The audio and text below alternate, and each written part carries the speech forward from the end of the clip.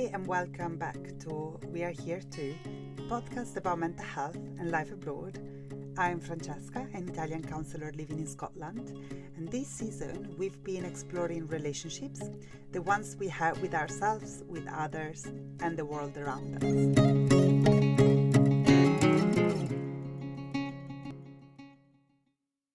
And today I want to talk about a relationship that isn't always easy to name, which is the one that we have with family across distance. And that distance isn't just about geography or how many miles separate us. I think it's usually in the time zones that mean we miss calls, in the visits that always feel too brief, or wake up to the news that feels too big to take in over text. It's in the holidays that feel different now, and in the quiet moments when we realize our parents are aging and we are not there to see happening little by little. And although that distance meant that we got to make a living for ourselves, carving our own path, there's always a lot wrapped up in this. I believe it's always a mixture of love and guilt, helplessness, and sometimes there is also relief. But not every family story is a simple one, and not everyone wants to be closer. But whether we left home by choice or by necessity, at some point we all face a question, okay? Whether, you have, the relationship has strained to a point of no return. But this question is, how do I stay connected? How do I care for the people who raise me, even from here? So let's talk about that in this specific episode. Let's talk about the barriers that make it hard to be present, about the grief of watching time move forward from a distance, and about what care can look like when you can't always be there in the ways you wish you could. The thing about living far from home is that distance isn't just about miles or flight hours. And it's all about the things that make closeness complicated, things that aren't always obvious from the outside. Money is a big one. People say, just go home more. It's that simple, right? But flights are expensive, especially after COVID. I know you noticed that too. Everything is tripled. And also, time off is limited. If we are working and we do a job that actually asks us to be there in the office, or, to be that has a geographical location, we cannot just remove ourselves from that job and go away because, in some countries, the holidays are not many anyway. And, if you're trying to support yourself or even support a family back home, frequent travel isn't always an option. And there are people who go years without visiting, not because they don't want to, but because they just can't. And then there is, also the legal side of it. Some people don't have the privilege of coming and going freely. There are visa restrictions and residency rules. There is also a fear of getting stuck on the wrong side of a border. And these things are real.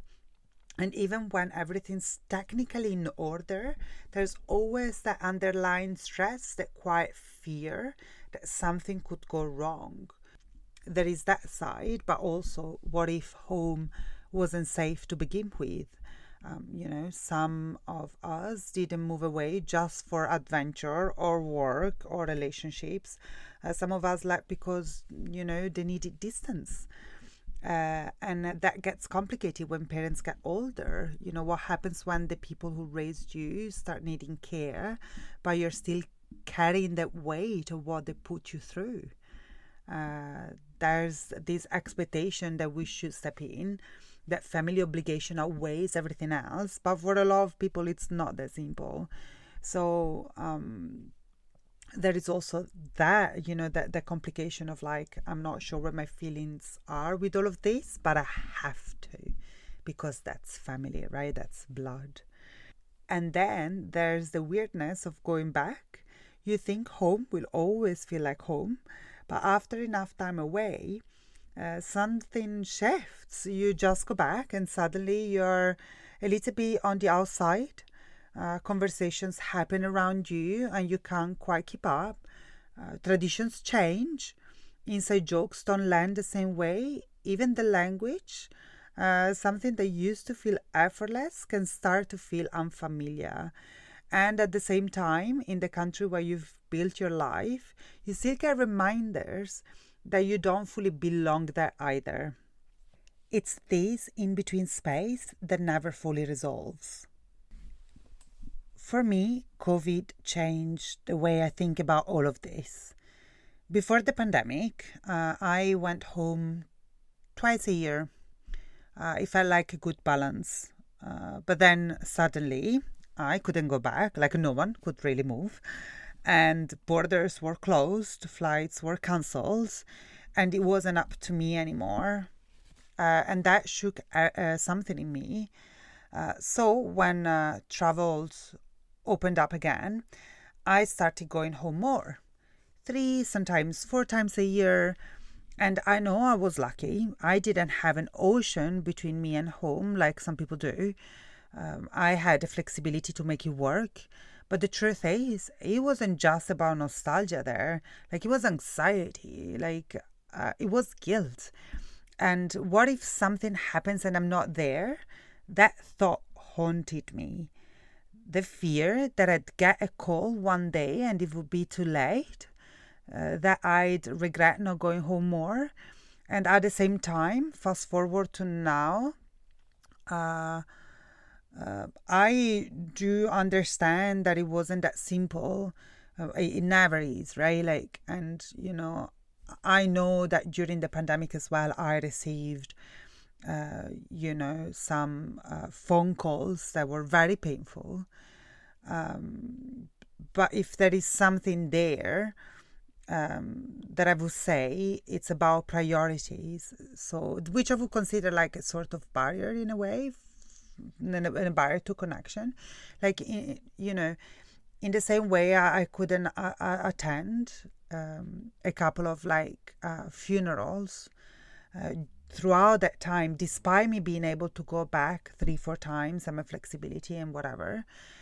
It's also true that my family really struggled to come and visit me. And in the end, it doesn't even matter why I couldn't go there and why they couldn't come and visit me. I had my reasons for not going back at other times, just like they had theirs. And that's what distance does, right? Like, that's the exact point that I want to make. It forces us to make impossible choices, and sometimes, no matter how much we want to, we just cannot be there. And it's also true that when we live abroad, we are the ones expected to go back, to make the extra effort, to use our holidays to visit because we chose to go away. And I'm saying this with a lot of resentment, and I'm aware of that, okay? But that's exactly the point. After, 20 years now, the expectation have faded. But I still remember my parents' side comments like, you should visit more often, you should call more often, or even you're always on holiday, but you never consider visiting your parents, which wasn't true. And I wasn't always on holidays, by the way. And I did visit. But looking back, I realize now that, regardless of the reasons why I missed, very important moments in my family's life back in Italy. And, the reasons why, my parents, my sisters, they didn't come and visit me in Scotland for all of that time, what I'm realizing that with all of these side comments that I made myself as well many times, I make comments to my parents like, oh, but you never come to visit. You always say that you want to, and then you plan for another holiday elsewhere, Technically, what's happening there, it's that like we miss each other, but we don't know any better way to say that, right? Like that we miss each other and we need to find time to spend together, because that's the point. But because we're family and we've had a dynamic at least for the past 40 years, me and my parents, like we have our own patterns, right? Like it's not the one from one day to another one of us will say something different. But there are ways to, move out or disrupt these patterns. Don't get me wrong, okay? There is a way forward with this. And I'm just using like this opportunity as well to say that, if you like this podcast and you're enjoying this episode, please like give it a follow on whatever podcasting platform you're following this, like share on social media, or just simply email me. Like I'd love to hear about you and how you're doing and how this podcast is, I don't know, helping, not helping, how it enrages you or it makes you emotional. I don't know. Just connect. I'd love to hear from you. Okay, so going back to what we were talking about, I believe there's a particular kind of guilt that comes with being far from family, especially as parents or other loved ones age. And it's not just missing birthdays or not being there for the big moments. It's the everyday practical ways you cannot show up. When you live far away, you don't get to be the one who drives them to doctor's appointments, for example, or picks up their prescriptions.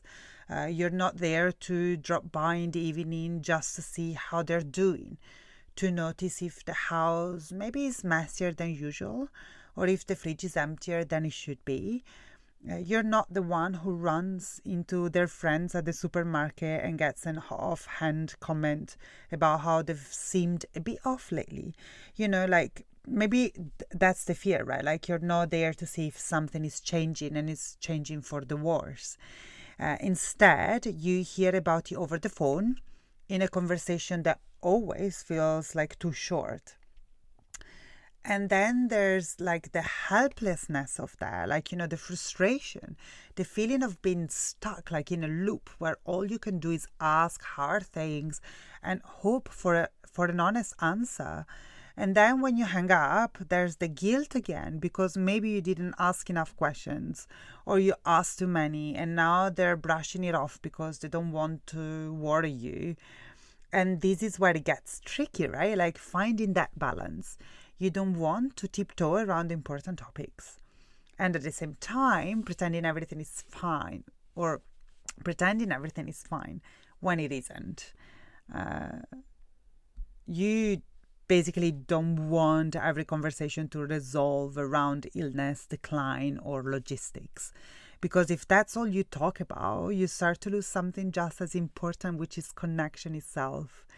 And these conversations can be very draining, and not just because they're difficult, but because they can make you feel further apart, like you're unengaging with the hard stuff and missing out on the warmth, the humor, the little moments that make your relationship feel alive. So how do we hold space for both? Like, how do we acknowledge what's real without letting it become the only thing that defines our relationship? Another point that I would like to make is like,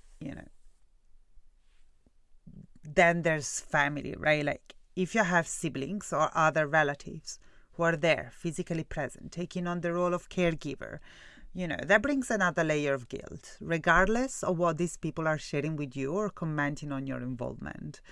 Because no matter how much you try to help from a distance, I don't know, you send money, you make calls, you check in, it doesn't feel the same as being there. And sometimes that causes tension, maybe more often, right? Like than sometimes. And you might hear it in their voice, their unspoken or spoken frustration, like you don't really get how hard it is, right? And maybe you don't, not in the way they do, and they don't understand you either because they're not you. What we know though is that it is difficult for everyone. So what does it mean to show up when you cannot physically be there? How do you redefine care when presence isn't possible? And I suppose that's exactly the point, as I mentioned before, maybe there is something unspoken or something that is said, maybe not, quite explicitly, which is basically about like, I miss you. I want to be more involved, but I don't know how. And actually, I'm struggling with this. These are the things. But there is no an easy answer on how to overcome this, right? But I do think that care is more than geography. And that sometimes what our families need from us isn't just our presence. It's the reassurance that we're still connected, that we're still listening, that we're still with them, even from a distance. We don't often talk about the shape that care takes when we are far away. And it's easy to think of care as something we do in person, like, I don't know, cooking a meal or driving to appointments or checking in on someone by just dropping by. But when we live far away, we have to redefine what it means to show up. And that can help to quiet that sense of guilt and helplessness that we may be feeling. Maybe it's the consistency of a phone call every Sunday, even when we don't have much to say. I really love this because my mom does that with her dad, so my grandfather, and they always have a call very regularly. My mom moved away out of like her hometown when she was quite young, then to have a family. But they have the thing where they call each other very, very regularly at the same time. They both love a routine. And so I think that, that's something that, I had for some time with my mom, for example, when I had a much more regular schedule. Or maybe it's about sending a package. And that's what my family used to do. My parents used to send me like a couple of packages, just with some produce from Italy. That sometimes I can really find here as well, but it was just a thought of them going and buy food, thinking of me and sending it to me and making sure that it was okay. It was very touching. Sometimes it's also about remembering the details. So asking how the doctor appointments went, or following up on small things, as I mentioned before, and if there are other people involved, maybe it's about having, frank conversations, about what role you could take from far away, how you would like to be updated, or how you can organize visits back home to be of support. Realistically, it's about working as a team. But here's the thing, no matter how much you do, it often feels like it's never enough, and guilt creeps in. Could I be doing more? Should I be calling more often? Should I have booked that extra trip home? There's this impossible standard, this idea that if you really cared, you will find a way to be there physically and no matter what, But let's sit with that for a moment. Because sometimes the guilt isn't about what we aren't doing. It's about what we wish we could do. It's about grieving the kind of present that isn't possible. And grief disguised as guilt is a heavy thing to carry. So what if care wasn't about proving something? What if it wasn't measured in how many visits you make or how often you call? What if care across distance is about staying connected in the ways that you can, while also having compassion for yourself? And this isn't easy. There will be days when you feel like you are failing.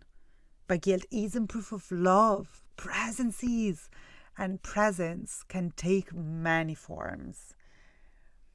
Caring from afar is indeed messy, and it's full of contradictions.